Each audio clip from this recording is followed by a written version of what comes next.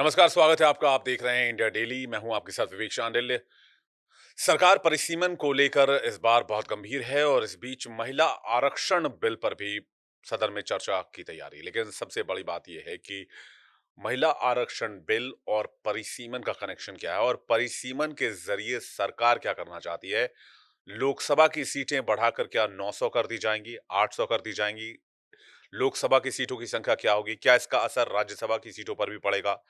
तो ऐसे तमाम सवाल हैं जो इस वक्त हम सभी के जहन में। परिसीमन को लेकर जो तैयारी है सरकार की, क्या वो 2029 को लेकर है या फिर 2034 तक सरकार जाना चाहती है?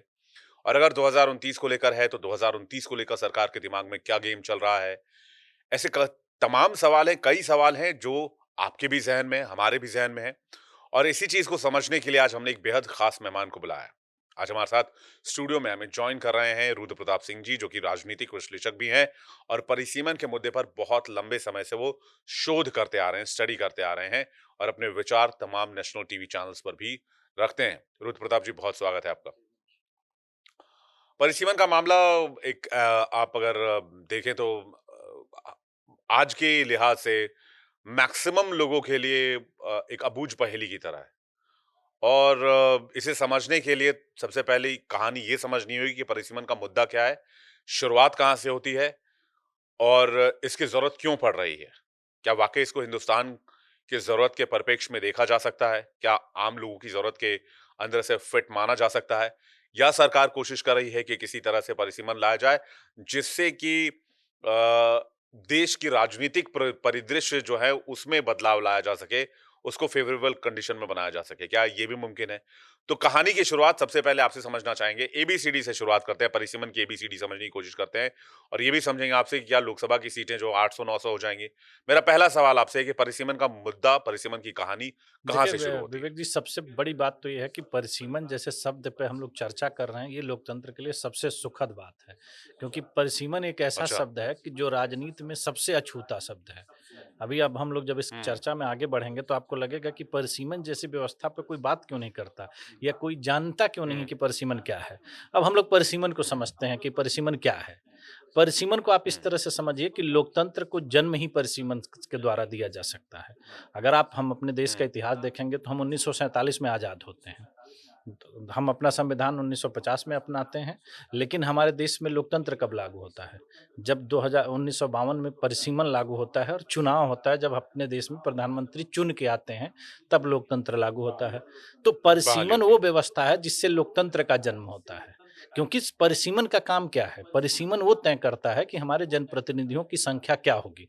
लोकतंत्र की परिभाषा हम्म। क्या है? लोकतंत्र ये कहता है कि जनता, जनता के चुने हुए प्रतिनिधि और उसके द्वारा चुनी हुई प्रतिनिधि सरकार, यही लोकतंत्र है। सरकार। तो जनता तो रहेगी, लेकिन उसके प्रतिनिधि कितने होंगे, इसकी संख्या का निर्धारण करने की जो ज़िम्मेदारी दी गई है, वो परिसीमन को दी गई है। और इसको अगर आप गौर से समझेंगे, तो इसको बनाने के पीछे जो संविधान हमारे निर्माता थे, उन लोगों ने इसको बहुत बारीकी से समझा, इसलिए उन्होंने परिसीमन की व्यवस्था करी। नहीं तो ये भी हो सकता था कि सीटें फिक्स कर दी जाती, उसी के हिसाब से लोकतंत्र चलता, लेकिन ऐसा नहीं किया गया। कारण क्या था कि जनसंख्या बढ़ेगी, लोग बढ़ेंगे और उसके आधार से प्रतिनिधित्व होगा। दूसरी चीज़ क्या होगा कि जो व्यक्ति एक बार राजनीति में आ जाएगा, क्योंकि भारत की राजनीति में रिटायरमेंट की कोई व्यवस्था नहीं है। वो हर चुनाव बाद ताकतवर होता जाएगा और उस परिस्थिति में क्या होगा कि लोकतंत्र खत्म हो जाएगा। कारण क्या है कि जब ताकतवर व्यक्ति ताकतवर हो जाएगा, तो लोकतांत्रिक व्यवस्था से ऊपर हट करके वो अपनी व्यवस्था को लागू करेगा। परिसीमन की व्यवस्था इसीलिए लागू करी गई कि जब हर 10 साल बाद आपकी जनगणना होगी और हर 10 साल बाद परिसीमन लागू होगा, तो सीटों की संख्या बढ़ जाएगी। बढ़ जाने का मतलब ये होगा कि जो पुराने लोग होंगे उससे नए लोग आएँगे, तो कॉम्पिटिशन हमेशा बना रहेगा और उस कॉम्पिटिशन में जो नए लोग होंगे, वो चलते हुए आगे आएँगे। इस व्यवस्था को सोच करके परिसीमन की व्यवस्था लाई गई और इस देश में एकमात्र ऐसी संस्था है परिसीमन आयोग, जिसकी रिपोर्ट को आप कोर्ट में चैलेंज नहीं कर सकते हैं। और उसके पीछे का आधार भी ये अच्छा। सोचिए क्या है कि अपने देश की न्याय हम्म। प्रणाली को आप बहुत करीब से देखते हैं, जानते हैं, किसी भी मामले को आप कोर्ट में ले जाकर के लंबे समय तक अटका सकते हैं। इसलिए वो हम्म। व्यवस्था उस समय सोच ली गई थी कि नहीं, परिसीमन आयोग की रिपोर्ट को नहीं अटकाया जा सकता है। कारण क्या है कि तो उससे चैलेंज नहीं है। लोकतंत्र मजबूत होता है। लोकतंत्र में चुने हुए प्रतिनिधियों की अगर संख्या नहीं रहेगी, तो लोकतंत्र मजबूत कैसे होगा? ये व्यवस्था थी। अब अगली कहानी पे जब हम आते हैं कि जब ये कहानी में बदलाव कहाँ से आता है और कहानी कैसे बदल जाती है। देश में इमरजेंसी जब लागू थी, उस समय परिसीमन पर रोक लगा दी गई। कारण क्या है कि अब आप सोचने वाली बात होगी कि हम बात करते हैं कि इमरजेंसी कितना खराब था, क्या हुआ, कैसे हुआ? उसी दौरान परिसीमन पर रोक लगाई गई थी। 1976 में परिसीमन पर रोक लगाई गई सीधे 25 सालों के लिए। आधार क्या था? कि इससे जनसंख्या नियंत्रण होगा। आप समझिएगा कि किस आधार पर इसको कहाँ तक लाया जाता है। उसके बाद जब हम 2001 में आते हैं, तो 2001 में तत्कालीन सरकार ने उसको बढ़ा कर के 2026 कर दिया। आज इसकी प्रासंगिकता इसलिए बढ़ गई है कि आज लोकसभा में उस के लिए एक बिल आया है, और उस बिल को जब हम तकनीकी तौर पे समझेंगे, तो उसमें सरकार की क्या मजबूरियाँ हैं या क्या दिक्कतें आ रही हैं, ये सबसे बड़ा है। ये चर्चा चर्चा तो मैंने कहा महिला कि महिला आरक्षण को आरक्षण लेकर है। ये भ्रम है। जो बिल आए हैं इसमें कहीं पे भी महिला आरक्षण का क्या मतलब है? ये जो बिल है महिला आरक्षण को लेके है ही नहीं, क्योंकि महिला आरक्षण बिल पहले पास सरकार है। फिर क्यों कह रही है मैंने ऐसा? क्या कहा? हाँ, बिल्कुल सारा महिला मैं आरक्षण तो पहले आपको वही पास करा गया समझाने था। का प्रयास करना चाह रहा हूँ कि परिसीमन पे रोक लगे 50 साल हो रहे हैं, और परिसीमन पे जो रोक लगी है, मतलब 75 के बाद 76 से के कभी बाद पर लास्ट परिसीमन परिसीमन है। अपने देश में जो हुआ है वो 1971 की जनसंख्या के अनुसार हुआ, 72 में परिसीमन आ गया। मतलब इसलिए मैं पैदा होने के बाद मैंने वो हाँ, 543 तो का ही आंकड़ा सुना। आपने नहीं, पूरे देश ने सुना। जब 50 साल से नहीं हुआ है, तो इस देश में जो आदमी 50 साल की उम्र से ज्यादा का है, उसका प्रतिनिधित्व कोई नहीं कर रहा है टेक्निकल तौर पे, क्योंकि सारे प्रतिनिधित्व उससे पहले के। अब सर मुसीबत कहाँ आके खड़ी हो रही है कि जो उस पे लगी रोक है, वो इसी अप्रैल 26 में खत्म हो रही है। जैसे अभी क्या हो रहा है, बहुत चर्चाएं हो रही है कि आखिर ये बिल 3 दिन के लिए क्यों लाया गया? नहीं लाने की जरूरत थी, या पीछे सत्र चल रहा था उसमें लाया जाता। मजबूरी सिर्फ ये है कि ये बिल अगर नहीं आएगा, तो जो परिसीमन की पुरानी व्यवस्था है अपने आप लागू हो जाएगी, क्योंकि परिसीमन की व्यवस्था को आप टाल सकते हैं, खत्म नहीं कर सकते हैं, और उस पे जो लगी हुई रोक है वो अप्रैल 2026 में खत्म हो रही है। तो जैसे अप्रैल 2026 खत्म होगा, परिसीमन की व्यवस्था अपने आप लागू हो जाएगी, और उसका आधार जन अगले अगले 10 साल 10 नहीं, साल वो के लिए। हमेशा 10 साल पे होगी। परसीमन हर 10 साल बाद जैसे ही जनगणना के आपके आंकड़े आएँगे, उसके बाद अपने आप परसीमन आपको कराना होता है। ये संविधान में लिखा है। मैंने क्या कहा कि ये एक ऐसी न्याय प्रणाली की व्यवस्था है जिसको आप कोर्ट में नहीं चैलेंज कर सकते। आप सोचिए कितना महत्वपूर्ण हो सकता होगा। अगर आज तक किसी को ऐसी व्यवस्था तो नहीं दी गई ना, तो इसी को नहीं क्यों मिली है। इतनी बड़ी व्यवस्था दी गई थी? क्यों? नहीं तो चुनाव आयोग किसी के भी फैसले को कोर्ट में फैसले को चैलेंज आप कर दिया कोर्ट जाता में है। चैलेंज कर सकते हैं, सिर्फ चैलेंज कर परिसीमन सकते हैं। आयोग के फैसले को आप कोर्ट में चैलेंज नहीं कर सकते। संविधान में प्रावधान दिया गया है, क्योंकि आप इसको टाल ना सके, और उसको हमने टाल के 50 साल कर दिया। जो आप अभी बात कर रहे हैं कि महिला आरक्षण की बात हो रही, महिला आरक्षण इसमें कहीं नहीं है। ये सिर्फ व्यवस्था ये है कि जो परिसीमन की जो है कि जो चर्चा मैंने तो क्या इसी कहा पे कि चल रही हम है। अपने देश में दिक्कत क्या है कि हम राजनीति अपने लोगों से करते हैं। हम बाहरी मुद्दों पे राजनीति नहीं कर सकते। आज 75 साल बाद हम विकसित भारत क्यों नहीं बना पाए? क्योंकि हमारी सारी राजनीति अपने लोगों के ऊपर अप्लाई होती है, बाहरी जगहों पर जाके हमारी कोई राजनीति नहीं होती है। अब हमारे देश की राजनीतिक पार्टियाँ या राजनीतिक दल के लोग इस बात पे कभी चर्चा करते हुए आपको दिखाई दे सकते हैं कि 50 साल तक परिसीमन पर रोक क्यों लगाई गई?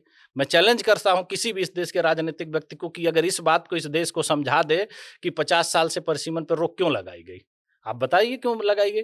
और अभी वर्तमान में जो बिल तीनों पेश किए गए हैं उसमें महिला आरक्षण कहाँ है?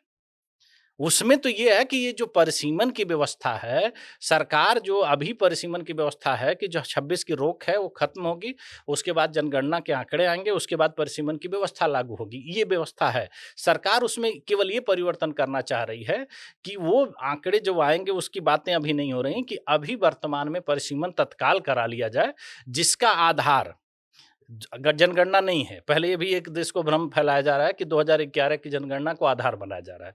क्योंकि अगर जनगणना को आधार बनाया जाता तो लगभग 2 गुना से ज़्यादा जनसंख्या बढ़ी है।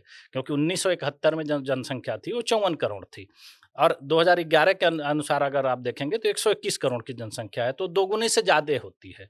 तो अगर आप सीटों को उसी अनुपात में बढ़ाने की कोशिश करेंगे तो सीटें दूने से ज़्यादा बढ़ती हैं। तो इसमें जनगणना को नहीं लिया गया है, जो जनसंख्या का बेस है। इसमें ये सिर्फ मान लिया गया है कि जितनी जिसकी सीटें थी उसको जस्ट आपने 50% से बढ़ाकर 1.5 गुना कर रहे हैं। ये सरकार का इसका तर्क है, क्योंकि ये जैसे ही लागू होगा वैसे महिला आरक्षण बिल लागू हो जाएगा। ये इसमें एक जो टेक्निकल पॉइंट है। अब सबसे बड़ी दिक्कत कहाँ आ रही है जिसको अभी बार-बार उसको छुपाया जा रहा है। कि चलिए मैं मान रहा हूँ सरकार की इस नीयत का मैं समर्थन कर रहा हूँ कि 29 का चुनाव जो होगा, वो महिला आरक्षण बिल के साथ हो रहा है। इस बात से मैं एकदम खुले मन से उसका सरकार का समर्थन कर रहा हूँ। लेकिन सरकार ये स्पष्ट तो करे कि जो 2026 की जनगणना के आंकड़े आएँगे, उसके आधार पर भी परिसीमन होगा। सीटें 29 के बाद भी तो बढ़ेंगी। परिसीमन पे अगली रोक नहीं लगाई जानी चाहिए, क्योंकि इस पूरे प्रकरण में सरकार की जो मंशा है, वो सिर्फ ये है कि सीटों की संख्या जनगणना से जनसंख्या के आंकड़े से हटा करके एक इस तरह से फिक्स कर दिया जाए, 1.5 गुना बढ़ जाए, 2 गुना बढ़ जाए, तो ये कोई लॉजिक नहीं होती है। दूसरी जो सबसे बड़ी चीज़ यहाँ पर क्लियरिटी में नहीं आ पा रही है कि परिसीमन विधानसभा में भी लागू होता है।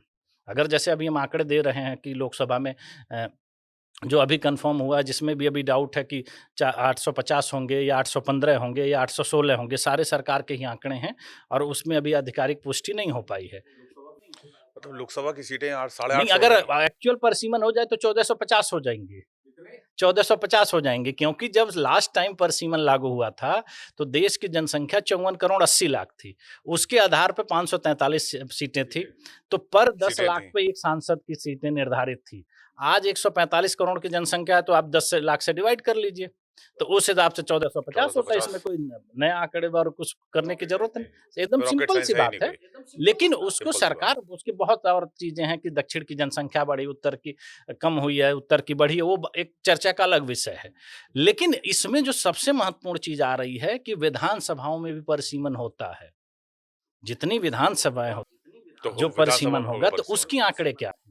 क्योंकि अगर हम उत्तर दक्षिण की लड़ाई को बेस मान करके ऋषि कि पकड़े हैं। दक्षिण भारत को नुकसान नहीं हो रहा होना चाहिए, हम प्रो डेटा ले रहे हैं कि पुराने डेटा के अनुसार उसी अनुपात में बढ़ा देते हैं। लेकिन विधानसभाओं में तो ऐसी कोई समस्या है नहीं। तो विधानसभा में वो प्रो डेटा क्यों लागू होगा? या सरकार को स्पष्ट करना चाहिए कि वो डेटा क्या है? क्योंकि उसमें एक और बारीक पॉइंट है कि मैंने क्या कहा कि जब आप परिसीमन को समझेंगे तो आपको लगेगा कि लोकतंत्र को मजबूत बनाने के लिए संविधान में क्या-क्या प्रोविजन किया गया है। कि जैसे ही 500 से ज़्यादा विधानसभा की सीटें बढ़ेंगी, आपको अलग राज्य बनाना पड़ेगा। अब अगर परिसीमन की व्यवस्था पुराने तरीके से लागू हो जाए, जिसमें कोई दिक्कत नहीं है, क्योंकि अगर उत्तर प्रदेश में पुराने आधार पर परिसीमन लागू हो रहा है विधानसभा में, तो तमिलनाडु को, कर्नाटक को, केरल को क्या फ़र्क पड़ता है? उनको तो कोई फ़र्क नहीं पड़ता, क्योंकि विधानसभा में आप जो मन में आए वो करिए, हमसे क्या मतलब है? तो उस आधार पर उत्तर प्रदेश विधानसभा में 1200 विधानसभा सीट होंगी और उस आधार पर उत्तर प्रदेश 3 राज्य में बँट जाएगा, क्योंकि 500 से ज़्यादा विधानसभा एक राज्य में नहीं हो सकती। ये भी कंडीशन है। अब उसके बाद आप उत्तर प्रदेश बँट जाएगा, बिहार बँट जाएगा, महाराष्ट्र बँट जाएगा। तो ये बातें क्यों नहीं समझाई जा रही हैं? या इस बातों पे चर्चा क्यों नहीं हो रही है? क्योंकि देखिए, हमको लग रहा है कि आज ये आंकड़े बड़े दिख रहे हैं। ये 50 सालों में नहीं हुआ है। अगर हमारा लोकतंत्र 75 साल का हो रहा है, तो 75 साल में तो हमने 50 साल में व्यवस्था ही नहीं दी। तो 50 साल में जब आप व्यवस्था देंगे, तो आज आपको दिख रहा है ना। जैसे आप एक कर्ज ले लीजिए और उसकी ईएमआई मत भरिए, तो आपको लगेगा कि नहीं, मेरा मुँह इतना कैसे अमाउंट हो गया। लेकिन अमाउंट नहीं हुआ, आपने लंबे समय तक उसको नहीं दिया। ये परिसीमन हर 10 साल में होता, तो आपको ये फिगर इतनी बड़ी नहीं होती दिखाई देती। तो आज ये फिगर इसलिए बड़ी दिख रही है क्योंकि आपने 50 सालों में नहीं किया। सरकार अगर परिसीमन ना नहीं, कराए उसके तो? पास उसको बिल लाना पड़ेगा उसको रोक लगाने के लिए, जैसे पहले लाए गए थे, वही तरीका है कि जैसे तो ये 1975 में 50 साल 90 का से रोक लगा था। 76 में 6 में 25 साल के 76 लिए में। लगाया गया था, उसके बाद 2001 में फिर इसको बढ़ा करके 25 साल और बढ़ाया गया। तो मैं ये क्यों? तो पूछ रहा हूँ, ये सवाल तो पूरे देश को जानना चाहिए ना, मैंने क्या कहा? नहीं, वो आपने अभी जो समझाया वो तो मेरे लिए एक तरह से अब ऐसा हो गया है कि जैसे हम नूडल्स खाते हैं, उसका एक तो सिरा मैंने क्या निकालिए तो कहा, 4 आपको सिरे इस फँसे रहते देश हैं। के लोकतंत्र को अगर किसी को जानना है तो परिसीमन को बस जाने। और ये सवाल आप कोई भी व्यक्ति, किसी भी व्यक्ति से पूछ लीजिए कि परिसीमन पे 50 साल से रोक क्यों लगाई गई। मैंने क्या कहा कि जब आप इसके अंदर जाएंगे तो आपको लगेगा कि हमारा देश का लोकतंत्र कितना कमजोर है। ये 76 में तो चलिए कांग्रेस की सरकार अटल थी, फिर बिहारी 2001 वाजपेयी में जी क्या की मजबूरी? सरकार तो थी। अटल जी थे। तो अटल जी तो वैसे भी जो प्रधानमंत्री न्यूक्लियर टेस्ट कर सकता है अमेरिका की छाती पर बैठकर, धमकी के तो बावजूद, वो आप, परिसीमन क्यों नहीं करा मैंने क्या सकते? कुछ कहा तो कि मजबूरी रही परिसीमन होगी। एक ऐसा शब्द है कि जो राजनीति से छूता है। आप किसी भी नेता के मुंह से परिसीमन शब्द के बारे में आपने कहीं सुना है या कभी चर्चा हुई? तो फिर तो तो मोदी नहीं, सरकार की और एक तारीफ चीज करनी और हम चाहिए, जो आपको डेयर कर रहे मैं हैं, एक तो चीज और 25 साल आपको के लिए तो बता बढ़ा दे रहा हूँ सकते कि थे। जिसने परिसीमन पर हाँ, रोक लगाई है, उसकी सरकार नहीं बनी है। अटल बिहारी वाजपेयी जी 11 जब 2001 में परिसीमन के रोक को बढ़ाते हैं तो तो सरकार 2003 में चली सरकार जाती है। चली इंदिरा गई। गांधी जी जब इमरजेंसी में परिसीमन पर रोक लगाती है तो उनके बाद भी उनकी सरकार चुनाव में हार जाती है, वो भी चली जाती है। अब ये देखने वाली बात है कि ये सरकार परिसीमन पर रोक लगाती है या लागू कर देती है। तो ये जो रास्ता जो अख्तियार किया है, ये तो परिसीमन नहीं, लागू करने देखिए के लिए उसमें अख्तियार मैंने कर क्या रहे कहा, हैं। 2 जो पेच महत्वपूर्ण आ रहे हैं कि आप प्रो डेटा ले रहे हैं। ठीक है, मैं इस बात का विरोध नहीं मेरा है। मेरा इस बात का है कि ठीक है, इस चीज़ होनी चाहिए कि अगर हम इस चुनाव में 850 या 800 किसी भी सीटों की संख्या पे जाते हैं और महिलाओं का आरक्षण इसके साथ लागू होता है, तो देश के लिए बहुत अच्छी बात है। इसमें कोई दिक्कत नहीं, किसी को कोई परेशानी नहीं है। सवाल ये है कि जो मूल परिसीमन है, जो 26 की जनगणना के बाद होना है, जिस पे रोक लगी थी और 26 की जनगणना के बाद उसको होना है, उस पे सरकार को अपना स्टैंड क्लियर करना चाहिए कि वो परिसीमन होगा, क्योंकि उस परिसीमन से सीटें ज़्यादा बढ़ेंगी। और मैंने जो कहा ना कि जो विधानसभाओं में लागू होगा ये परिसीमन, वो सबसे ज़्यादा महत्वपूर्ण हो जाता है, क्योंकि विधानसभाओं में उत्तर-दक्षिण की कोई लड़ाई नहीं है। विधानसभा में वो परिसीमन सीधे-सीधे लागू होता है। मैंने क्या कहा कि आज 25 करोड़ की आबादी का प्रदेश है उत्तर प्रदेश, उसमें 3 राज्य बनेंगे। भाई उत्तर प्रदेश की स्थापना कब हुई थी? उस समय की जनसंख्या क्या थी? हम लोकतंत्र को अपने हिसाब से क्यों चला रहे हैं? जब लोकतंत्र में ये व्यवस्था दी गई थी, भई आज एक बात बताइए कि जो व्यवस्था प्रधानमंत्री के होते हुए होती है, वही व्यवस्था राष्ट्रपति के होते हुए होती है। सारी जो प्रशासनिक सेवाएँ हैं उनके अंदर आती हैं। क्या बिना प्रधानमंत्री के इस देश में राष्ट्रपति शासन लागू किया जाए, तो उसको लोकतंत्र के लिए अच्छा आप मानेंगे?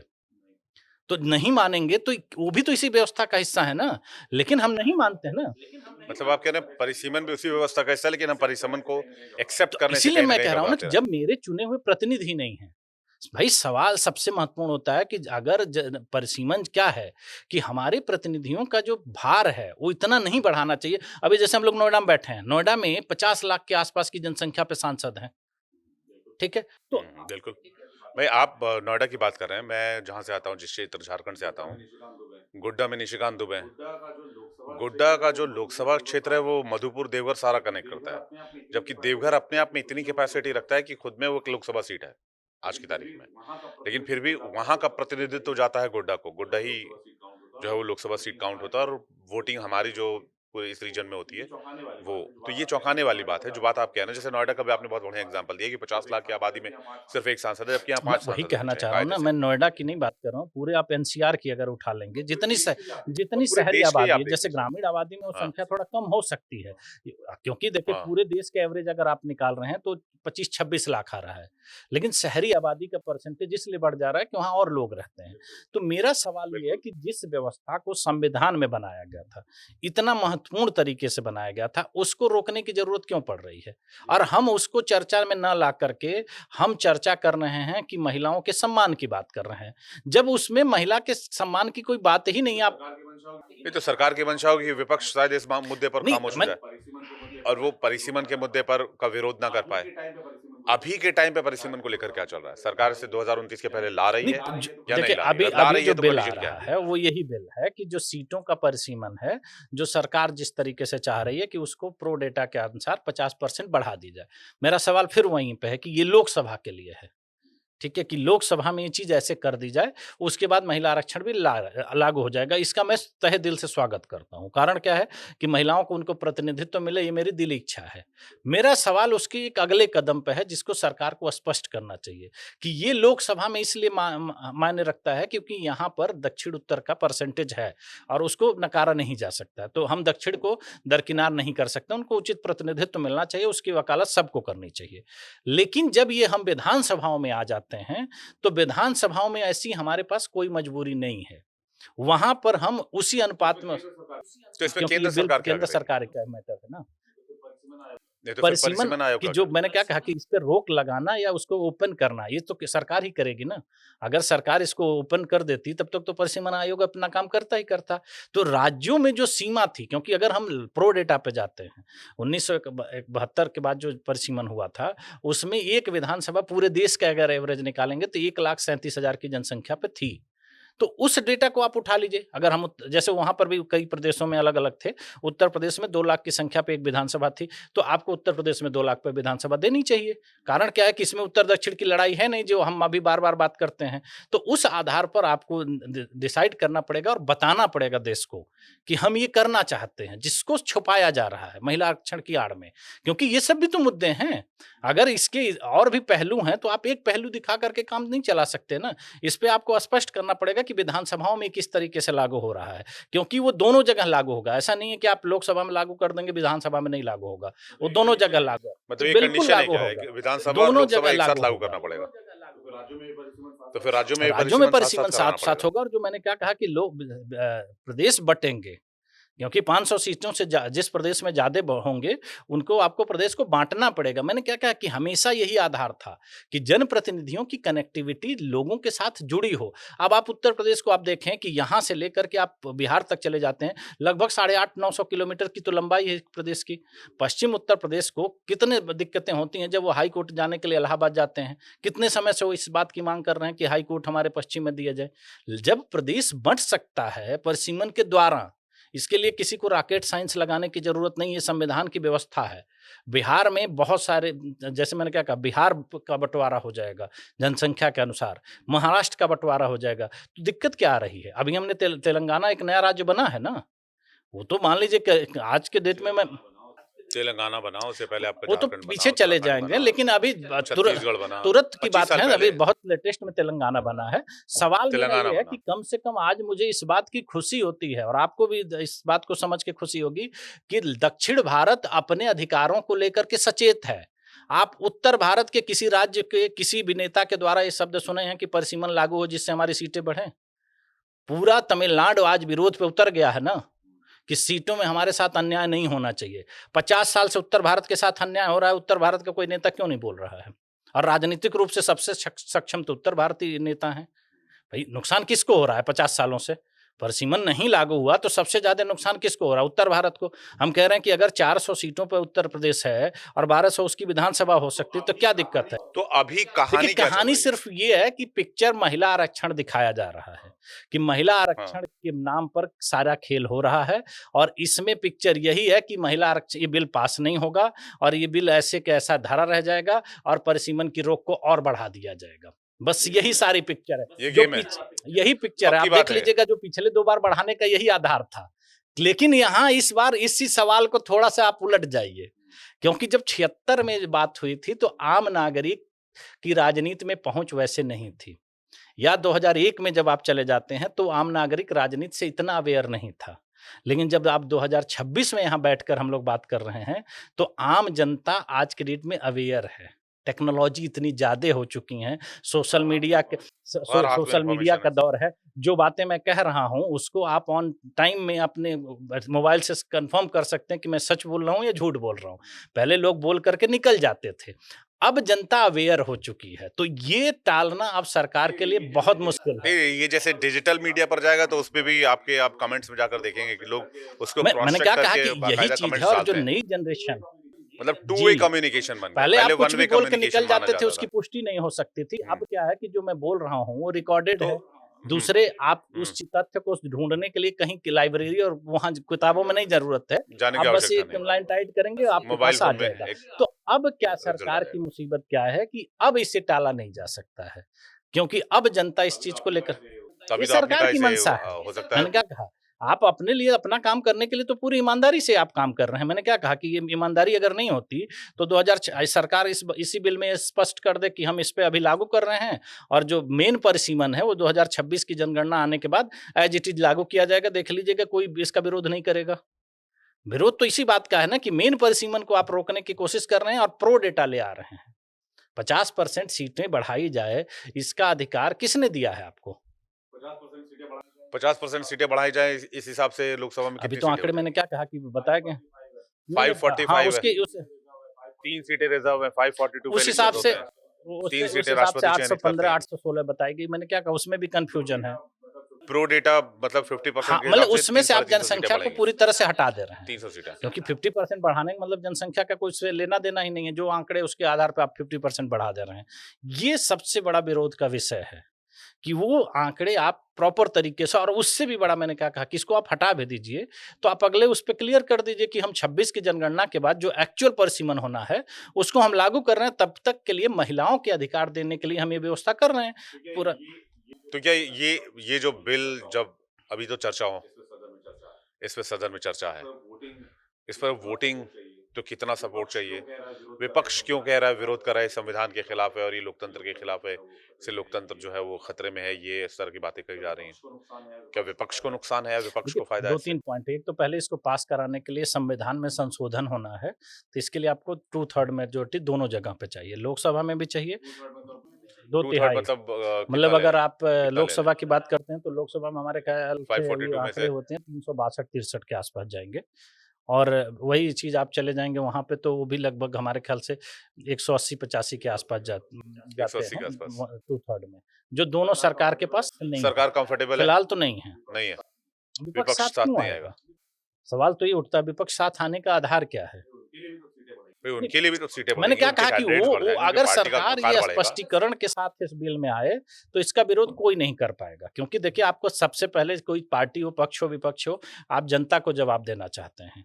जनता को आपको जवाब देना पड़ेगा जब आप चुनाव में जाएँगे। सरकार की जो लेकिन परिसीमन का मुद्दा इतना वॉलेटाइल नहीं है, जितना मतलब अभी मैं आपसे सुन रहा हूँ, जो बातें मैं समझ रहा हूँ, वो तो अगर आप इसके रगों में जाएँगे, तो आपको लगेगा ये मैटर बहुत सीरियस है। उस पर काम 50 साल पहले से होना चाहिए था। इसको टाल के ठीक नहीं किया गया। ये हर आदमी के अधिकार को छीनने की जैसा है, राइट? लेकिन ये इतना वॉलेटाइल नहीं है। लोग बात करते हैं, महंगाई के बारे में बात करते हैं, बेरोजगारी के बारे में बात करते हैं, इन दिनों तेल गैस संकट के बारे में बात कर रहे हैं। मैं अपने 15-16 साल के करियर में मैं बहुत सारी न्यूज़ मैंने कवर की, बहुत इलेक्शंस मैंने कवर की, जनरल इलेक्शंस कवर किए मैंने, स्टेट इलेक्शंस कवर किए। मैंने कभी किसी लीडर के मुँह से या फिर किसी पार्टी वर्कर के मुँह से या फिर किसी व्यक्ति के मुँह से इस मुद्दे को इतना ज़बरदस्त तरीके से उठाते नहीं देखा, जितना रुद्र जी आप इसको डिस्कस कर रहे हैं। तो ये या हो सकता है कि ये मुद्दा वोट बैंक में तब्दील ना हो करता हो या वोटर्स नहीं, को नहीं, वो उसकी पाले में वजह नहीं है, लाता हो। वोटर वगैरह कोई मुद्दा नहीं है। इसकी वजह सिर्फ़ ये है कि जब रोक का जो आधार था, ये व्यक्तिगत स्वार्थ है। इसी वजह से इसको नहीं, मैंने क्या कहा आपको कि दक्षिण तो 76 में 76 में मैंने क्यों क्या रोक कहा दिया? कि राजनीति को अपने अनुसार चलाने की एक गहरी साजिश थी। जब आप परिसीमन पे रोक लगाते हैं, परिवारवाद का जन्म कैसे होता है राजनीति में? आप अगर 76 से पहले जाकर के बताइए कोई ऐसा नेता हो जो परिवारवादी नेता हो? नहीं है ना। जब आप उसके बाद आ जाते हैं तो परिवारवाद की शुरुआत कैसे हो जाती है? क्योंकि आपने समीकरणों को रोक लिया। आज आप बाहरी व्यक्ति को आने तो 76 के पहले तो नहीं, नेहरू कहाँ गांधी गांधी परिवार ही ऑपरेट नेहरू करते गांधी रहे। कहाँ थे? गांधी जी का तो कोई परिवार ही नहीं है।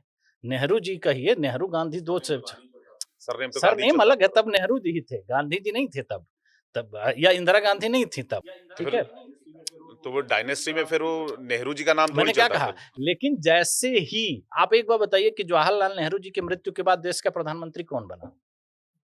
लाल बहादुर शास्त्री जी बने। इंदिरा गांधी तो नहीं बनी ना? क्यों नहीं बनी? क्योंकि उस समय ये दौर नहीं था कि आप बना सकते हैं। लेकिन इंदिरा गांधी की मृत्यु के बाद कौन बना प्रधानमंत्री?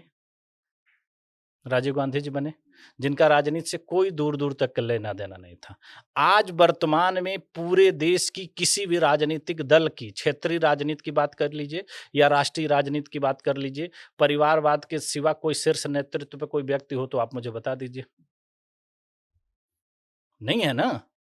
कारण क्या है कि आपने समीकरण अपने अनुसार कर लिया। मैंने क्या कहा, परिसीमन की व्यवस्था इसीलिए दी गई थी कि लोकतंत्र पे किसी का कब्जा ना हो पाए। हर बार नए लोग आएँगे तो नई सीटें जब बनेंगी, तो नए लोग आएँगे तो जो सबसे बेहतर होगा वो अपना काम करेगा और आगे बढ़ेगा। यही व्यवस्था लोकतंत्र को इसीलिए मजबूत बनाने के लिए परिसीमन दिया गया था। और इस पे चर्चा क्यों नहीं हो रही? मैंने क्या कहा कि उत्तर के राज्यों को इतना बड़ा फ़ायदा होने वाला है।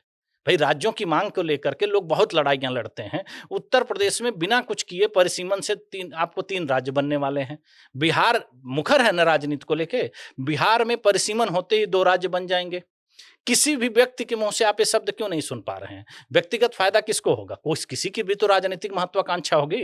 भाई 3 अगर राज्य उत्तर प्रदेश में बनते हैं तो 3 लोग तो मुख्यमंत्री बनेंगे, तो फिलहाल 1 की जगह 2 कोई भी तो व्यक्ति होगा जिसको मुख्यमंत्री बनने का जिसका सपना पूरा होगा।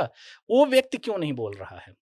क्योंकि सिर्फ नहीं तो इसकी क्या गारंटी है कि भाई अगर किसी भी राज्य में 3 डिवीजन होते हैं, तो वहाँ से एक पार्टी के ऊपर से वो जो है उसकी नहीं, मैं लोकप्रियता बात कम हो जाएगी। आप सपोज दैट बिहार झारखंड का मैटर लीजिए आप। बिहार में भी बीजेपी पॉपुलर है और झारखंड में भी बीजेपी पॉपुलर है, लेकिन झारखंड बंटने के बाद जेएमएम का नेतृत्व तो वहां पर हो रहा, जो कि झारखंड की क्षेत्रीय पार्टी है और आज भी सरकार जेएमएम की है, जेएमएम कांग्रेस की है। ऐसा तो नहीं कि वहां परिवारवाद खत्म हो नहीं, गया और वहां परिवारवाद के मैं हाथ इस से सत्ता निकल गई। राज्य के डिवीजन का इससे संबंध नहीं रखता है। हम परसीमन किसकी बात कर रहे हैं? परसीमन नहीं हुआ ना उसके बाद। अगर परसीमन होता तब की मैं बात कर रहा हूँ। अगर आज एक बात बताइए कि अगर मैं एक एग्जांपल के तौर पे ही बता रहे हैं, आपने झारखंड का दिया। अगर झारखंड अलग नहीं होता, तो क्या नीतीश जी या लालू जी के सिवा कोई दूसरा आदमी मुख्यमंत्री बनता बिहार का, दोनों संयुक्त होते तो? भाई बात सही है कि शिबू सोरेन या फिर उनके बेटे हेमंत सोरेन कभी बन बिहार के पाते? सीएम नहीं नहीं बन बन पाते पाते। ना। एक नया सीएम मिल रहा है ना। हम कह रहे हैं आज राजनीतिक तौर पे जिन लोगों का प्रतिनिधित्व कर रहे हैं, चाहे वो आदिवासियों की बात करिए, जो पिछड़े जो भी जिसका है, उनका प्रतिनिधित्व मिला है ना। दोनों के संयुक्त में तो नहीं मिल पाता ना। तो सवाल मेरा ये है, और हम अभी परिसीमन से अलग हैं। मैं केवल राज्य बँटवारे की बात कर रहा हूँ। मैं उत्तर प्रदेश की बात इसलिए कर रहा हूँ कि भई आपने देखा होगा कि बहुत सारे लोग हैं जिनके अंदर महत्वाकांक्षा है कि वो मुख्यमंत्री बने। भई हम कह रहे हैं बीजेपी की तीनों राज्यों की सरकार बने। तो 3 मुख्यमंत्री आपको बनाने पड़ेंगे ना। तो 3 मुख्यमंत्री में एक तो के बाद 2 और एक कोई तो 2 है, दो नया और बनेगा, चुनना कोई पड़ेगा। एक्स वाई जेड बने। मेरा सवाल ये है कि वो लोग क्यों नहीं बोलते हैं परिसीमन होना चाहिए? नहीं तो ऐसा नहीं हो सकता कि लोकसभा का नहीं, परिसीमन ऐसा अभी नहीं करा हो लें और सकता। राज्यसभा का बाद में कराएं, या फिर नहीं, माफी मैं यही कह विधानसभा रहा का हूँ ना, बाद में यही कराएं। तो चीज़ें हैं, दोनों एक साथ अटैच हैं।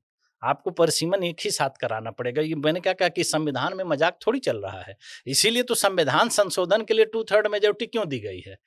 क्योंकि और अमेंडमेंट में क्या अमेंडमेंट में करना यही पड़ेगा? तो चेंज आना है कि सरकार इसमें क्या अमेंड कर रही है। क्योंकि अगर सीटें बढ़ाएगी, आपको उत्तर प्रदेश को राज्य बनाना पड़ेगा। यही स्पष्टीकरण तो सबको जानना है कि आप क्या ये अमेंडमेंट कर रहे हैं कि 500 से ज़्यादा विधानसभाओं को जो कैप है उसको बढ़ा रहे हैं।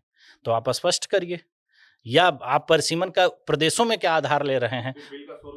तो बिल का नहीं, स्वरूप यही अभी क्लियर नहीं क्लियरिटी हुआ नहीं है। है। मैंने क्या कहा कि जब आप किसी चीज़ को स्वच्छ नीयत के साथ जाते हैं, तो आपको डरने की ज़रूरत किस बात की पड़ती है? तब आप स्पष्टता से सारी बात रखेंगे। भई इस बिल को पहले भी तो लोगों के बीच लाया जा सकता है कि आप उसको पढ़िए। भई आप देखते हैं कि अधिकांश मुद्दों पर जनता का समर्थन लिया जाता है, जनता से बात की जाती है, उनकी राय मँगाई जाती है। होता है ऐसा कि नहीं होता है? भई लोकतंत्र इसी का नाम है। इस विषय पे आपने किसी को ला राय माँग ये के तो कई कई जानकार कह रहे हैं कि 2029 से पहले नहीं, लागू कर इसीलिए देना है मैंने इसे, कहा ना। और 2029 से पहले सरकार इसलिए लागू करना चाहती है क्योंकि नहीं, 2034 तक बिल्कुल वेट नहीं सही। करना चाहती है, मैंने 26 मैंने में क्या कहा, जनगणना के इस आंकड़े आ बात जाएंगे। को आप हम इसका समर्थन करते हैं। लेकिन इसको आप स्पष्ट तो करेंगे। ये अनुमान लगाने की ज़रूरत क्या है हमको आपको? जब अगर कोई भी व्यवस्था ये तो बिल के मसौदे में कुछ तो बात नहीं, होगी, आपको बिल वो के तो वो भी मसौदे में देखना होगा, सिर्फ़ नहीं यही देखा अभी। बात है कि जो ये आंकड़े हैं, केवल लोकसभा की मैं बात कर रहा हूँ और किसी की नहीं। इसमें ये सीटें 50% से बढ़ाई जा रही है, कि जितनी अभी लोकसभा की सीटें हैं, उसकी संख्या 50% बढ़ा करके लगभग जो हो रही है 815 या 16 हो रही है। वो करी जाएँगी, उसमें महिला आरक्षण दे दिया जाएगा, बाकी एज़ इट इज़ सारी चीज़ें चलती रहेंगी। ये अभी फ़िलहाल का बिल का मसौदा है। लेकिन इसके बाद जो मैं बात कह रहा हूँ कि क्या इसके बाद वाला परिसीमन लागू होगा, जो 26 के तो उस पर विरोध है विपक्ष विपक्ष का, का ये तो कह विरोध रहे हैं। देखिए हर उस चीज़ पे है, क्योंकि सब क्या सरकार सबकी लेकर म आती ज़मीन खिसक जाएगी ना। प्रतियोगिता जब होगी, जब नए लोग आएँगे, तो भई जितने लोगों का राजनीति पे एकाधिकार है, वो खत्म नहीं होगा। सीधी-सी बात है, आपने किसी चीज़ को आपने अपने तरीके से साध लिया। दूसरा जो परिसीमन की केवल संख्या नहीं होती है, क्षेत्र भी बँटते हैं। जो क्षेत्रीय समीकरण है, मैंने क्या कहा कि ये इसीलिए बनाया गया था कि समीकरण आप साध ना सकें। ये तो एक तरह से बिल्कुल समुद्र मंथन समुद्र जैसा हुआ कि आपने आप बनी बनाई व्यवस्था को अब एक तरह से आप मथ ये दिया मान के एकदम। चलिए, अगर कोई चलती हुई व्यवस्था है, एक बहता हुआ पानी है और आप उसको रोक देते हैं, तो उस उसमें और उसको आप डैम बना पीड़ित दिया। तो पड़ेंगे ही। तो उसको साफ करने के लिए आपको बहुत मेहनत करनी पड़ेगी। तो राजनीति का क्या हुआ? राजनीति गंदी कैसे हुई? आपको मैं एक उदाहरण के तौर पे बता रहा हूँ कि जब देश की आज़ादी के बाद 3 बड़े नेताओं के नाम बता रहा हूँ, जो समकक्ष थे या उनसे बड़े नेता थे जवाहरलाल नेहरू से। महात्मा गांधी, सरदार पटेल, वल्लभ भाई पटेल। भीमराव अम्बेडकर और डॉक्टर राजेंद्र प्रसाद। चारों लोगों का वर्तमान में जीवित परिवार है।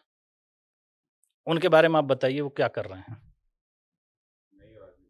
नहीं है नहीं ना। राजनीति में। मतलब कहने का मतलब अगर होंगे भी तो किसी राज्य उनके नाम पे वो राजनीति नहीं कर रहे हैं, सीधी सी बात है। अगर महात्मा गांधी के नाम पर उनके परिवार या कोई व्यक्ति राजनीति करता तो हम उसको जानते, या सरदार पटेल के नाम पर कर रहा होता, या जो गांधी परिवार तो गांधी करता है। परिवार वो नहीं है ना, वो दूसरी बात है। यही तो नहीं, फिर मैं यही तो वही कह रहे हैं, गेम वो है। गेम दूसरा है। लेकिन हमारे कहने का सिर्फ और सिर्फ तात्पर्य है, इसीलिए उन लोगों ने इस व्यवस्था को नहीं अपनाया क्योंकि परिवारवाद को बढ़ावा नहीं देना चाहते थे। आज आप बताइए कि वर्तमान में जितने भी नेता हैं, उनके परिवार का कौन व्यक्ति नहीं राजनीति में है? अगर हम कांग्रेस की बात करें तो कांग्रेस में 3 ही लोग हैं जिनके अंदर गांधी परिवार जिसको आप कह रहे हैं, 3 ही लोग ऐसे हैं जिनकी योग्यता है संसद में जाने की, तीनों लोग संसद में हैं। अखिलेश यादव जी की अगर हम बात करें तो उनके परिवार में 2 ही लोगों की योग्यता है जो संसद में जा सकते हैं, दोनों लोग संसद में हैं। परिवार इन द सेंस उनका व्यक्तिगत परिवार, वो और उनकी पत्नी। व्यक्तिगत परिवार। परिवार में तो आप मान लीजिए पूरा कुनबा गिनने की मैं बात नहीं कर रहा हूँ। जब मुलायम सिंह जी थे तो मुलायम सिंह जी के बाद मुलायम सिंह जी भी संसद में थे, अखिलेश जी भी थे और डिम्पल जी भी थे। तो कहने का मतलब उनके परिवार में व्यक्तिगत तौर पर 2 ही लोग योग्यता रख रहे हैं ना। और या गांधी परिवार में 3 ही लोगों के अंदर योग्यता है, तीनों लोग संसद में हैं। तो सीटें अगर नहीं बढ़ेंगी तो ये क्या सीट खाली कर देंगे किसी के लिए?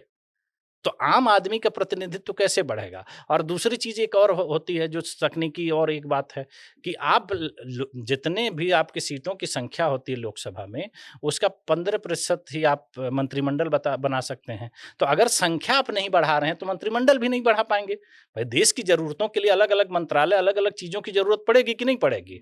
तो जब आपके पास संवैधानिक बाध्यता है और आप यहीं रोके हुए हैं, अगर आप अपने घर का दरवाजा खोलेंगे ही नहीं, बाहरी व्यक्ति को आने ही नहीं देंगे, तो नया टैलेंट आएगा कैसे आपके पास? आप तो जो अपने हिसाब से चला रहे हैं वही चला रहे हैं, तो राजनीति में नया टैलेंट कहाँ से आ रहा है?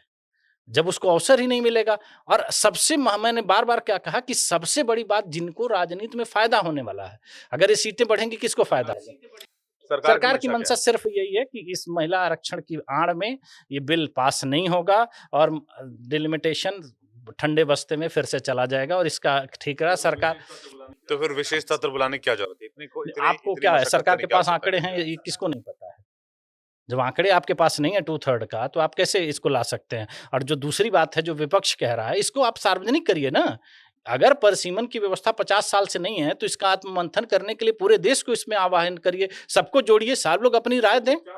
नहीं तो चुपचाप डेट बढ़ा देते हैं। आपने कहा कि अप्रैल 2026 में अगर नहीं बनेगा तो खत्म, इस महीने खत्म होने के साथ तो नहीं, डेट नहीं ऑटोमेटिकली आगे बढ़ बढ़ेगा, जाएगा। ऑटोमेटिक लागू तो हो फिर जाएगा। ये तो फिर ये पार्लियामेंट इसलिए कॉल करने की क्या की आवश्यकता है? आवश्यकता है कि ऑटोमेटिक लागू हो जाएगा तो आपको करना पड़ेगा ना परिसीमन 26 के बाद।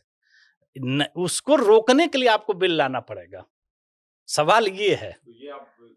तो ये आप कह रहे हैं कि ये बिल गिरना, ये कारण क्या है कि आपके पास मेजोरिटी नहीं है और बिल पे स्पष्टीकरण नहीं है। सरकार, मैंने क्या कहा, सरकार सिर्फ ये दांव खेलना चाह रही है जो कि मुझे किसी भी तरह से उचित नहीं लग रहा है कि महिला आरक्षण को इसके आड़ में ले आ रही है। महिला आरक्षण का इस बिल से कोई लेना देना नहीं है। लेकिन 33% आरक्षण की जो बात कही गई जिसे मेजोरिटी से पास कराया गवर्नमेंट ने, वो भी तो परिसीमन के बाद ही लागू होना मैंने है। क्या फिर लेना देना इस कैसे? वजह से नहीं है जो कहा जा रहा है। आप परिसीमन पर चर्चा करिए ना। महिला आरक्षण बिल तो अपने आप लागू हो जाएगा, उसमें आपको इसको लाने की क्या जरूरत है? आप एक बार करिए तो चर्चा, उस पर परिसीमन आप लागू कराइए ना। विपक्ष की जो मंशा है या जो पूरा देश जानना चाहता है कि आप, मैंने क्या पूछा, आपसे सवाल किया। तो अगर सरकार बिल लेकर आई, सरकार बिल पास भी कराना चाहती है, लेकिन विपक्ष साथ नहीं दे रहा है, तो फिर परिसीमन पर विपक्ष नहीं चाहता है परिसीमन हो, तो सरकार की सरकार की कैसे है? जिम्मेदारी इसलिए है कि सरकार अपना स्पष्टीकरण तो देगी। मैंने क्या कहा कि अगर मेरे जैसे एक बिल गिरने के लिए मेरे सरकार जैसे जिम्मेदार है आम ना। इंसान के मन में अगर इस चीज को लेकर के 10 भ्रांतियां हैं तो आखिर सरकार इसको स्पष्ट करेगी तभी तो लोगों को पता है। तो वो चर्चा में कहाँ क्लियर हो क्लियर हो जाएगा। रहा है? मैंने आपसे पूछा सवाल।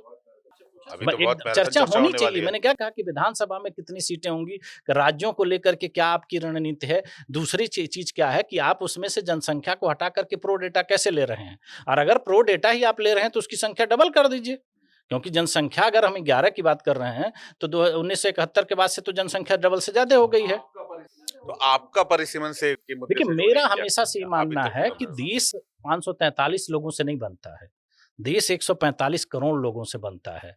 और अगर लोकतंत्र की हम बात कर रहे हैं, अगर हमारी आस्था लोकतंत्र को लेकर के है, तो लोकतंत्र की कमियों को गिनाना और लोकतंत्र को ठीक करने की ज़िम्मेदारी हर एक नागरिक की है। हमारा काम सिर्फ़ वोट देना नहीं है और वोट देकर के हम जाकर अपने घरों में सो जाएँ, ये मेरा काम नहीं है। मेरा काम है कि अगर ये व्यवस्था नहीं है, तो ये व्यवस्था क्यों नहीं है? सवाल जो सवाल पूछने पूछा। के साथ नहीं, मैंने तो इस पे लंबे समय से काम किया है। मैंने कम से कम न मान के चलिए कि 900 लोगों को इसको लेकर के 6 महीने पहले पत्र लिखा है। और मैं आपको एक बहुत अच्छी बात बता रहा हूँ कि इसमें से सिर्फ़ 2 आदमी का मैं धन्यवाद दूँगा कि आपके हरियाणा के राज्यपाल और रेल राज्य मंत्री बिट्टू जी, इनका रिप्लाई है। बाकी 900 लोगों में से मतलब देश के सारे लोकसभा, राज्यसभा सांसद की मैं बात कर रहा हूँ। जितने मंत्रिमंडल में वर्तमान मंत्री हूँ, मैं उनकी बात कर रहा हूँ। प्रधानमंत्री समेत राष्ट्रपति, उपराष्ट्रपति जितने इससे संबंधित लोग हैं, जितने प्रदेश के मुख्यमंत्री हैं, जितने प्रदेश के राज्यपाल हैं, किसी ने कुछ नहीं कहा है। केवल जो हरियाणा के राज्यपाल हैं, उन्होंने स्पेशल लेटर लिखा था और उन्होंने उनके यहाँ से उन्होंने चीफ सेक्रेटरी को लिखा और चीफ सेक्रेटरी वहाँ के इलेक्शन कमीशन को लिखते हैं और वहाँ के इलेक्शन कमीशन ने भारत के इलेक्शन कमीशन को लेटर लिखा है कि इस पे आपकी राय क्या है? ये है। तो मेरा मानना है कि जो बिल्कुल, संजीदगी का रेशियो मैंने क्या बहुत कहा कम है कि फिर आपकी लड़ाई लंबी इस लंबी है। वजह से है कि हम वही लोग इस देश के लिए घातक हैं, जो लोग इस देश के निर्माता कर्णधार बनने की कोशिश कर रहे हैं। आप देश के विकास की क्या बात कर रहे हैं, क्या नहीं कर रहे हैं उसको छोड़िए। बेरोज़गारी की बात हो रही, महँगाई की बात हो रही, वो छोड़ दीजिए। जिस संसद में अपने लोग अधिकारों को सुरक्षित नहीं कर पा रही, भई संसद में अपने लोगों की संख्या तो आप सुनिश्चित करेंगे ना। उसको आप 50 सालों से सुरक्षित नहीं कर पा रहे हैं, आप देश को और आगे कहाँ ले जाना चाहते हैं? पूरे विश्व में बताइए कोई ऐसा देश है जो परिसीमन की व्यवस्था के साथ छेड़छाड़ करता है? नेपाल को ले लीजिए, नेपाल में कितने सांसद हैं? 800 नेपाल नहीं, सांसद हैं। पूरे विश्व में अगर आप उठा करके देखेंगे तो आपको लगेगा कि जैसे और आंकड़ों पे अगर हम लोग जाते हैं तो शर्मसार हो जाते हैं कि हम 100 से नीचे आते हैं। पूरे दुनिया में सबसे ज़्यादा संख्या पे सांसदों की संख्या अमेरिका में है, 6 लाख की संख्या पे। अपने यहाँ 30 लाख पे और हमको विकसित भारत बनना है। जब आपके पास जनप्रतिनिधि नहीं है, आज आप एक छोटा-सा तो इस पे तो सरकार और पक्ष और विपक्ष सबको साथ आना मैंने होगा क्या ना। कहा सिर्फ एक पक्ष को सरकार और कैसे हम कटघरे पक्ष-विपक्ष में ला है ही सकते नहीं ना। राजनीति में जितने लोग बैठे हैं, वो सारे लोग एक ही बात चाहते हैं। मैंने क्या कहा कि उस समय परिसीमन ना हो। कांग्रेस की सरकार थी, उसके बाद बीजेपी की सरकार थी और आप चर्चा उठा करके देख लीजिए। कोई समाजवादी पार्टी, भी कांग्रेस, कोई भी परिसीमन पार्टी नहीं को चाहती। लेकर के कोई भी मुखर होकर आपको अगर बोलता हुआ दिखाई दे तो बताइए, क्योंकि आम आदमी को वहाँ उसके अधिकार मिल रहे हैं ना। तो मतलब ये मान लिया जाए कि भारतीय राजनीति में जो हम परिदृश्य देख रहे हैं, वो दरअसल सिर्फ स्क्रीन पर जो दिख रहा है वो अलग है और स्क्रीन बिल्कुल के पीछे अलग है और मामला मैं अलग है। आपके साथ यही कह रहा हूँ ना कि इस देश की हर व्यक्ति को ये जानना चाहिए और ये सवाल पूछना मतलब पर्दे के पीछे हर एकदम आदमी एक मिला दूसरे के हुआ है, साथ एकदम मिला मित्र हुआ है। भाव मैंने में क्या कहा कि 50 साल से परिसीमन पे चर्चा नहीं हो रही है। मैंने तो आपको उदाहरण के तौर पे दिखाया है कि उत्तर भारत के किसी भी नेता को आपने परिसीमन पे बोलते देखा है? दक्षिण भारत क्यों विकसित है? क्योंकि वहाँ के लोग अपने अधिकारों को लेकर के सचेत हैं। दक्षिण भारत का राज्य जो है, आज तमिलनाडु ने क्या घोषणा करी है? तमिलनाडु के मुख्यमंत्री को आपने देखा होगा कि काला झंडा उन्होंने फहराया, काले कपड़े पहन करके उन्होंने बिल की कॉपी जलाई है। इसका फायदा उत्तर को हो रहा है। उत्तर का एक नेता की आप प्रतिक्रिया लेकर के बताइए कि उनका परिसीमन के बारे में क्या सोच है? क्यों नहीं है भाई? आप हर चीज पे तो मुखर होकर के बोलते हैं। लेकिन परिसीमन जैसे मुद्दों पर भाई हम आखिर दक्षिण क्यों इस बात को उठा रहा है कि भाई हमने ज्यादा विकास किया है, हमारा योगदान आर्थिक तौर पे ज्यादा है, एजुकेशन में हम ज्यादा हैं। वो उठा रहा है ना। आप किस चीज में है ज्यादा? आप तो मतलब परिसीमन की उत्तर बनाम कुछ दक्षिण नहीं की भी है, लड़ाई। ये दिखाया जा रहा है। मैंने क्या कहा कि अगर उत्तर की लड़ाई हो, उत्तर को फायदा हो रहा है, तो उत्तर का नेता क्यों नहीं मिल रहा? अगर आपको फायदा हो रहा है, आप क्यों चुप्पी साधेंगे? जरा बताइए। क्योंकि आपको ये नुकसान है कि आपकी कुर्सी खिसक जाएगी। जो परिवारवाद के पनपे हुए लोग हैं, जो राजनीति में स्वच्छ राजनीति के नहीं पुरोधा हैं, वो नहीं चाहते हैं कि नए लोग आएँ। आप कैसे सामना करेंगे नए युवाओं का? जब आज के दौर में जब आप देख रहे हैं 21 साल का लड़का यूपीएससी क्वालीफाई कर जाता है ना। भाई नीट, आईआईटी ये सबको के एग्जाम में देखिए कितने कम उम्र के बच्चे किस जगह पे पहुंच गए। तो जब वो नई राजनीति में आएंगे तो उनका सामना वो लोग कैसे कर पाएंगे कि जो ट्रेडिशनल तरीके से इस तरीके से राजनीति कर रहे हैं, लोगों को आपस में बांट के राजनीति कर रहे हैं, आपस में लड़ा के बात कर रहे हैं, राजनीति कर रहे हैं, उनकी राजनीति कैसे चलेगी? उनकी दुकान कैसे चलेगी? तो उनकी दुकान चलती रहे इसलिए है कि आप अपना शटर ही बंद करके रख दो। ये तो मोहब्बत की नहीं, दुकान भी तो जो भी चलाते हैं मोहब्बत लोग। की दुकान चला रहा है उनका तो मैंने उदाहरण दिया कि घर में 3 लोग हैं, तीनों लोग सांसद में हैं। और वो बात करते हैं दूसरे के अधिकार दिलाने की। भाई सबसे पहले शुरुआत, मैं आपको एग्जाम्पल एक और बता रहा हूँ कि इस देश में एकमात्र ऐसी पार्टी है, अगर महिला आरक्षण पे बात हो रही है, टीएमसी, उसका प्रतिनिधित्व आज भी लोकसभा और राज्यसभा में 38% है। उसको कानूनी बाध्यता किसने दी है, जरा बताइए? वो अपने स्वतः संज्ञान लेते हुए उन्होंने ये किया है ना। जीते हुए प्रतिनिधि हैं, टिकट देने की मैं बात नहीं कर रहा हूं। स्वयं ममता बनर्जी खुद मुख्यमंत्री हैं प्रदेश की, एक महिला के तौर पे, और उनके सांसदों की संख्या लोकसभा और राज्यसभा दोनों में 38% है। किसी को ये बात पता है? क्यों नहीं पता है? क्योंकि वो उसका प्रचार प्रसार नहीं हो रहा है। वो इस तरह से नहीं प्रचारित किया जाता है कि वो महिलाओं के पुरोधा हैं, महिला आरक्षण के वो की बात हो रही है। तो जब आपके पास अगर महिला ही आरक्षण देने की बात है, तो बहुत सारे और तरीके हैं, आप दे सकते हैं। अभी राज्यसभा चुनाव हुए थे, कितने पार्टियों ने राज्यसभा में महिलाओं को लाया है, जरा बता दीजिए? या अभी शुरू होने हैं राज्यसभा फिर से, उसमें कितने लोग महिलाओं को लेकर आए? तो महिला जो आरक्षण की बात है ना, एक दिखावा है। इसकी आड़ में पूरी तरह से परिसीमन पे जो रोक है, इसको बढ़ाने का इरादा है, और इसका ठीकरा फोड़ने की तैयारी हो रही है विपक्ष पे। दोनों चीज का, कि परिसीमन पर रोक की वजह वो है, और अब महिला आरक्षण पे भी रोक लगाने की वजह वो है। चलिए देखते हैं, पार्लियामेंट का सेशन ओवर होने दीजिए, जो सेशन कॉल किया गया, चर्चा ओवर होने दीजिए, उसके बाद फिर आपसे बातचीत होगी। लेकिन आपने परिसीमन के मुद्दे पर बहुत विस्तार से अपनी राय रखी और इसको बहुत अच्छे और आसान शब्दों में समझाया। मुझे लगता है कि लोग आपकी इस जो बातचीत है इसको समझेंगे, और लोग भी इस मुद्दे पर खुलकर बातचीत करेंगे जब लोगों को इस बारे में और ज्यादा जानकारी मिलेगी, और हमारे इस शो के जरिए लोगों तक ये बात पहुंचेगी। बहुत बहुत शुक्रिया रुद्र प्रताप जी, आपका हमारे साथ जुड़ने के लिए बहुत बहुत धन्यवाद। तो ये थे रुद्र प्रताप सिंह, जो कि परिसीमन के लिए काम करते हैं, बहुत दिन से उन्होंने स्टडी किया है, और खास तौर पर आज की तारीख में इनके लिए एक परीक्षा की घड़ी है, जब सदन में इस बात पर चर्चा चल रही है। देखना है इसका परिणाम क्या होता है। बहुत बहुत धन्यवाद हमारे साथ जुड़ने के लिए। बने रहिए इंडिया डेली के साथ। देखिए इंडिया डेली 24/7 अब आपकी स्मार्ट टीवी पर। इंडिया डेली मौजूद है सभी डिजिटल प्लेटफॉर्म पर लाइव और लगातार। इंडिया डेली 24/7 हर दिन राष्ट्र को समर्पित।